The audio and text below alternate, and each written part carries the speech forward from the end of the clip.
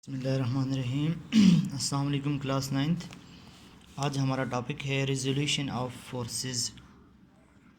हमने last time addition of forces के बारे में पढ़ा। फोर्सेस को ऐड कैसे करते हैं। देखें, बेसिक चीज़ अपने जहन में ये रखें, हम वेक्टर्स को ऐड करने का तरीका सीख रहे हैं। फोर्स चूँकि एक वेक्टर क्वांटिटी है, लिहाजा हम एक एग्जांपल से एक वेक्टर को ऐड कर रहे हैं। तो बेसिकली एडिशन ऑफ फोर्सेस में जो रूल थे वो ये थे कि एडिशन ऑफ वेक्टर्स को कैसे ऐड करेंगे।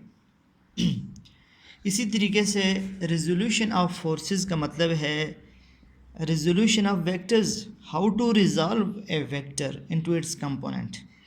सबसे पहले हम इसकी डिफिनीशन करते हैं।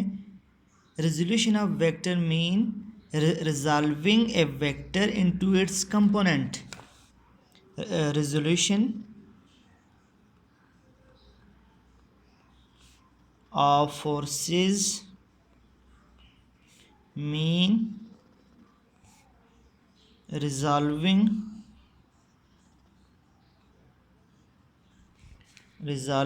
a force into its component। Resolution का मतलब ये है कि उस वेक्टर को कंपोनेंट में रिजॉल्व कर लेना। तो यहाँ फोर्सेस की बात स्पेसिफाई है, तो हम कहेंगे resolving a force into its component. Resolution को समझने के लिए ये पॉइंट आप देखें तो आपको समझ आ जाएगी। Resolution is the reverse process of addition। Resolution is the reverse process of addition. ये एडिशन का रिवर्स प्रोसेस है, तो अब बात समझ आ जाएगी। एडिशन में ये होता है कि दो फोर्सेस मिल के एक रिजल्टेंट फोर्स देती है, ठीक है। Fx + Fy is equal to resultant force. और हमारे पास रेजोल्यूशन में ये है कि एक फोर्स F को रिजॉल्व करना है आपने कंपोनेंट में, तो splitting of A vector into its component, ठीक है। ये रेजोल्यूशन का बुनियादी तौर पे मतलब ये है स्प्लिटिंग, आपने उस वेक्टर को तोड़ना है, और एडिशन का मतलब है कि आपने जोड़ना है। तो स्प्लिटिंग और रेजोल्यूशन दोनों आपस में ऑपोजिट हैं, बिल्कुल ऑपोजिट हैं। जब हम किसी वेक्टर को रिजॉल्व करते हैं तो इसके लिए हमारे पास रेक्टेंगुलर कंपोनेंट मेथड मौजूद है। रेक्टेंगुलर कंपोनेंट मेथड मौजूद है। कैसे?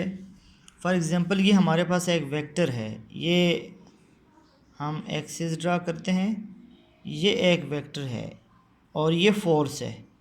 ये हमारे पास एक फोर्स वेक्टर है, हमने इसको रिजॉल्व करना है। तो जस्ट क्लास यहाँ पर आप वर्टिकली इसके पॉइंट रख लें, इस तरफ पॉइंट और इस तरफ पॉइंट रख लें।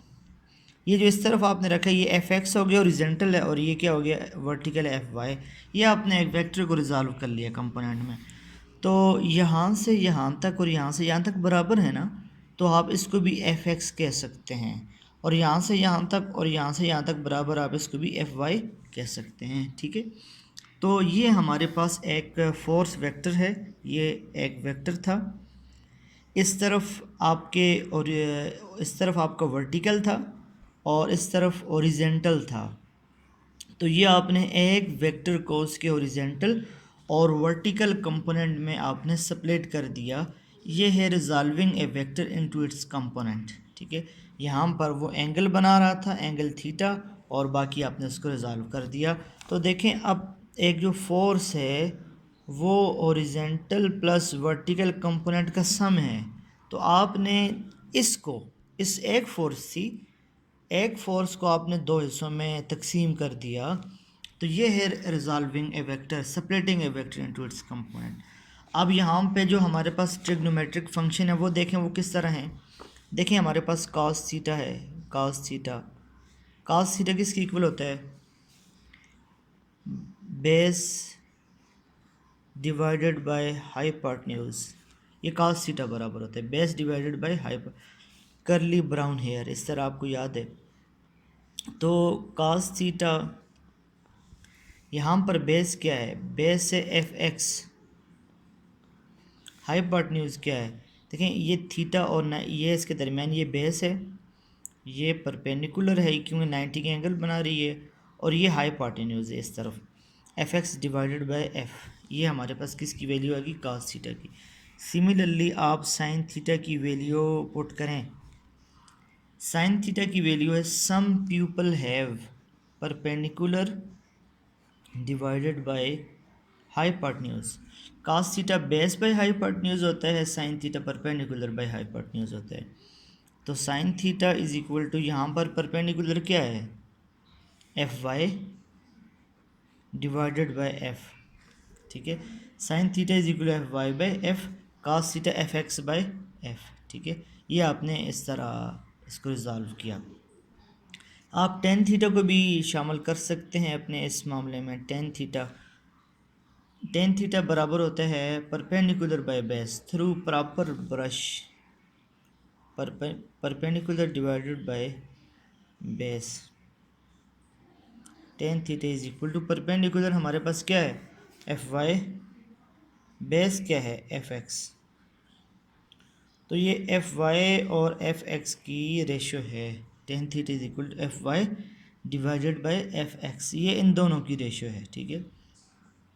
इसी तरीके से बुनियादी जो तीन एंगल्स हैं वो यही हैं, cos थीटा है, साइन थीटा है, टेन थीटा है। आप दीगर जो हैं उसको भी आप इस तरह डिफ़ाइन कर सकते हैं, जैसा कि हमारे पास कोटेंजेंट थीटा है, कोटेंजेंट टेन का इन्वर्स है, F X over F Y हो जाएगा। सीकन थीटा है तो सीकन कॉस का इन्वर्स है, एफ बाई एफ एक्स हो जाएगा। साइन है, साइन का कोसिकन है तो cosecant F by F Y हो जाएगा। बाकी तमाम जो हमारे पास कंपोनेंट्स हैं, जो हमारे पास ट्रिग्नोमेट्रिक फंक्शंस हैं, वो इन सब का ऑपोजिट हैं। तो क्लास हमारे पास टॉपिक था resolution of forces. Resolution of forces का मतलब ये होता है कि आपने एक फोर्स को उसके कंपोनेंट में, कंपोनेंट कितने होते हैं, जितने डायमेंशंस होते हैं। अगर टू डायमेंशन सिस्टम है तो कंपोनेंट दो होंगे, और अनकाउंटेबल भी हो सकते हैं, एन नंबर हो सकते हैं। तो जब हम कहते हैं कि हम फोर्स को रिजॉल्व करें तो इसका मतलब ये है कि हम फोर्स को कंपोनेंट में स्प्लिट कर रहे हैं। तो resolution is the reverse process of addition. It is the reverse process of addition. In addition, we add two or more than two forces to get a resultant force. And here in resolution of forces, we split one force into number of forces. तो इसके लिए हम जो method इस्तेमाल करते हैं वो rectangular component method इस्तेमाल करते हैं, और उसके लिए हमने एक वेक्टर को हॉरिजॉन्टल और वर्टिकल कंपोनेंट में स्प्लिट करके हमने देखा।